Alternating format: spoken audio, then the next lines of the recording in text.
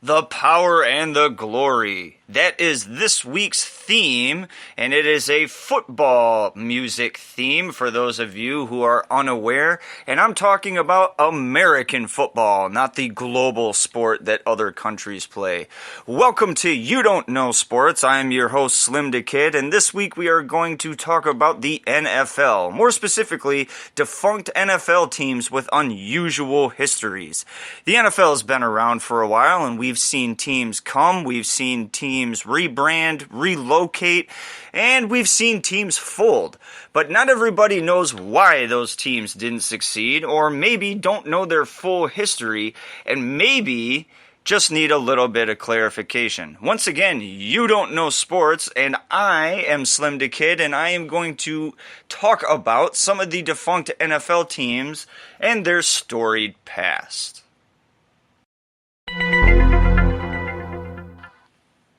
In the league's first ever night game, and we're talking about the NFL, the Providence Steamrollers played the Chicago Cardinals with a football painted white, giving it the appearance of a large egg.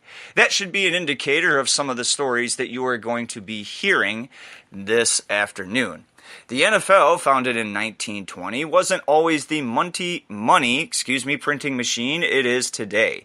In the league's early years, college football was much more popular, and many early NFL teams struggled, relocated, or completely folded. From the Canton Bulldogs to the Los Angeles Buccaneers, here are some of the long-gone franchises with unusual histories. Number 1, the Canton Bulldogs, from 1920 until 1926. The Canton Bulldogs, a charter member of the NFL, were a powerhouse in the league's early days, winning back-to-back championships in 1922 and 1923. Despite their dominance, the franchise relocated to Cleveland for financial reasons for the 24 season and won another championship as the Cleveland Bulldogs. Then the team moved back to Canton but folded after the 1926 season after it finished a dismal 1-9-3. The Bulldogs' early success in part led to the NFL's decision to locate the Pro Football Hall of Fame in the city. Tonawanda, New York, Cardex Lumbermen. The Lumbermen, probably the NFL's most obscure franchise, played one game, a 45-0 loss to the Rochester, New York Jeffersons in the league's formative days, and with that, they ceased to exist, unable, or perhaps unwilling, to schedule additional games. Quote, "This was typical of the NFL's early days. Teams just came and went," said Chris Willis, head of the NFL Films Research Library in 2017. Mainly why some of those teams didn't survive in those early days was because it cost money to form a team and pay players. End quote. The New York Yankees, and we're talking about the football team from 1927 until 1928. When most sports fans hear the 1927 New York Yankees, they think of Babe Ruth and Lou Gehrig, who starred in one of the greatest Major League Baseball teams of all time. But there was another New York Yankees team in town that year, an NFL team featuring one of the game's best running backs, Red Grange, also known as the Galloping Ghost. The Yankees became a pro football team as a result of a contractual dispute between Grange and the Chicago Bears and joined the NFL in 1927. Grange was so dominant at the University of Illinois that newspaper columnist Damon Runyon wrote, "This man, Red Grange of Illinois, is 3 or 4 men rolled into one football for football purposes."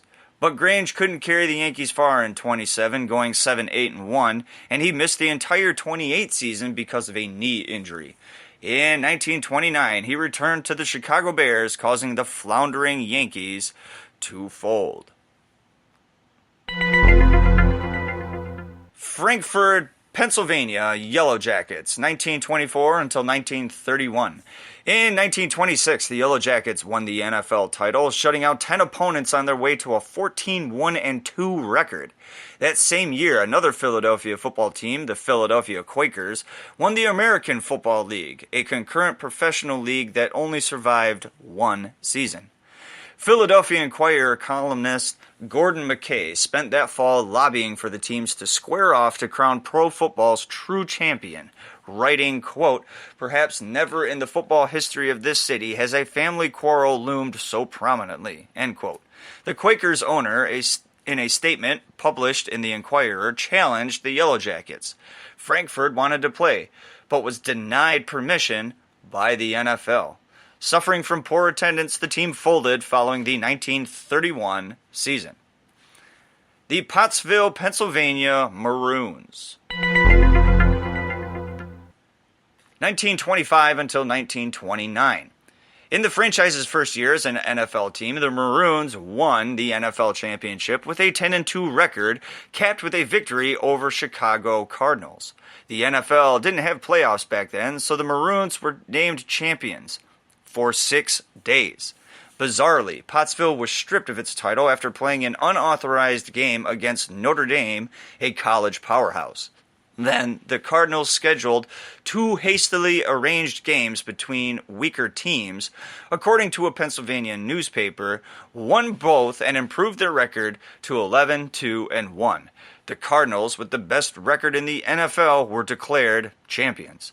As shady as that seemed, the ploy was allowed by the league, and the NFL still recognizes the Cardinals as the 1925 champions.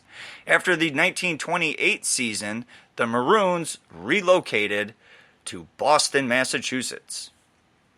Providence, Rhode Island Steamrollers, 1925 until 1931. Led by a stellar defense, the Steamrollers won the 28 NFL title with an 8-1-2 record. The following season, Providence recorded 3 firsts, according to the Pro Football Hall of Fame, that is. It played in a cycling venue, the sport was popular during the era, competed in 4 games in 6 days going 0-3-1, and hosted the first night game in professional football history. The night game in question was played at Providence's Kinsley Park Stadium, where floodlights had recently been installed. A local newspaper reported that the ball was painted white for the game against the Chicago Cardinals, giving the orb the appearance of a large egg. Added the newspaper, there was a panicky feeling that the player who made the catch would be splattered with yellow yolk. The night game, won 16-0 by Chicago, drew 6,000 fans, an impressive figure for that time and era. But when home attendance plummeted in 1931, the franchise was turned over to the league and never played in Providence again. The Los Angeles Buccaneers, 1926. As Los Angeles has a team in name only back in 1926, the Buccaneers spent their only NFL team as a traveling team. They were co-coached by their best players, the former University of California stars Talma Tut Imlay and Harold Brick Mueller, who earned his nickname because of his flaming red hair. Most of the Buccaneers players were from California.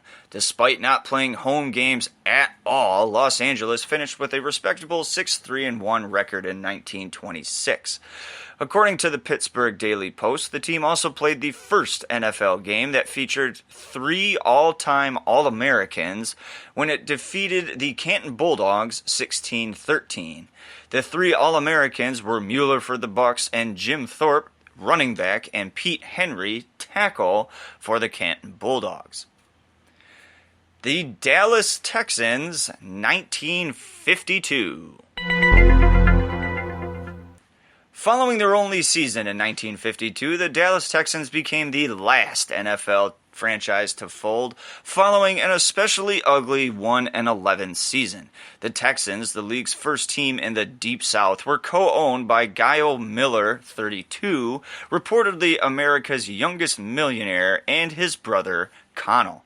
The Millers were rabid college football fans, but neither was ready to run a professional sports franchise, especially one void of any sort of talent. Midway through the season, the franchise was turned over to the NFL because of a lack of funds. Connell's son wrote in a retrospective on the team for the Texas Monthly Magazine in 2019. And during the season, the team was moved to Hershey, Pennsylvania. The Vagabond Texans won their only game on Thanksgiving Day over the Chicago Bears in Akron, Ohio, in front of 3,000 fans. In the last week of the season, head coach Jimmy Fallon canceled practice and told his players, quote, "Men, I'm not telling you your paychecks aren't any good, but if I were you guys, I'd run to the bank," end quote. In 1960, the Dallas Texans of the American Football League began play. The team moved to Kansas City in 1963, eventually becoming the Kansas City Chiefs and became a part of the NFL. The Chicago Cardinals from 1920 until 1959. The Cardinals' roots stretch back to 1898 when a neighborhood group that gathered to play football in a predominantly Irish area of Chicago's South Side playing under the name Morgan Athletic Club. Chris O'Brien, a painting and decorating contractor, acquired the team later, and soon its playing site changed to nearby Normal Field, prompting the new name Normals. In 1901, the team gained long-standing identification when O'Brien, finding a bargain, bought used jerseys from the nearby University of Chicago. The jerseys were faded maroon in color, prompting O'Brien to declare, "That's not maroon, it's cardinal red." The club's permanent nickname had been born. In Chicago at that time, football's competition was exclusively amateur, but such opposition became increasingly hard to find. So, in 1906, the team disbanded. In 1913, O'Brien reorganized the Cardinals. By 1917, they were able to buy new uniforms and hire a coach, Marshall Smith. That year, they only lost 2 games and were the champions of the Chicago Football League. The war in Europe and a flu epidemic in the U.S. forced the team to suspend operations once again in 1918. Following Armistice Day, O'Brien organized the Cardinals for a 3rd time. From that day forward, the Cardinals have been a permanent part of the professional sports scene in America. Fast forward to 1953. With the glory days a distant memory, the Cardinals were in the midst of their 4th consecutive losing season, which threatened to be the franchise's 3rd winless season if they did not win their final game of the season against the Bears at Wrigley Field. The winless Cardinals went into the game with extra incentive to win when head coach Joe Stardaha threatened to hold the team's game checks if they failed to avoid a winless season. The inspired Cardinals would pull it off, defeating the Bears 24-17 to finish the season a dismal 1-10-1. 1954, the Cardinals continued to play awful football, finishing dead last again with a terrible record of 2-10. 1955, the Cardinals continued to struggle, posting their 6th straight losing record while finishing in 4th place with a record of 4-7-1. Fast forward to 1959, in the midst of another awful 2-10 season that marked their 9th losing season in 10 years, the Cardinals' era in Chicago ends with a whimper. It had become all too clear that the Cards were Chicago's other team, and no matter what they did, they would never be able to fix it. The Cardinals' legacy of losing had made it impossible for them to compete with the Bears, who were among the NFL's premier franchises from day one. For their final season, the Cards played 4 home games at Soldier Field and 2 in Minnesota in an attempt to find a new home. The franchise would earn its final win as the Chicago Cardinals on November 1st against the Pittsburgh Steelers, before losing their final 6 games. Shortly after the season, owner Violet Bidwell decided to relocate the team to St. Louis. That is the end of You Don't Know Sports. Did you know about any of these defunct teams and their storied history? Let us know in the comments below, and be sure to tune in to a brand new Round 2 Wrestling podcast.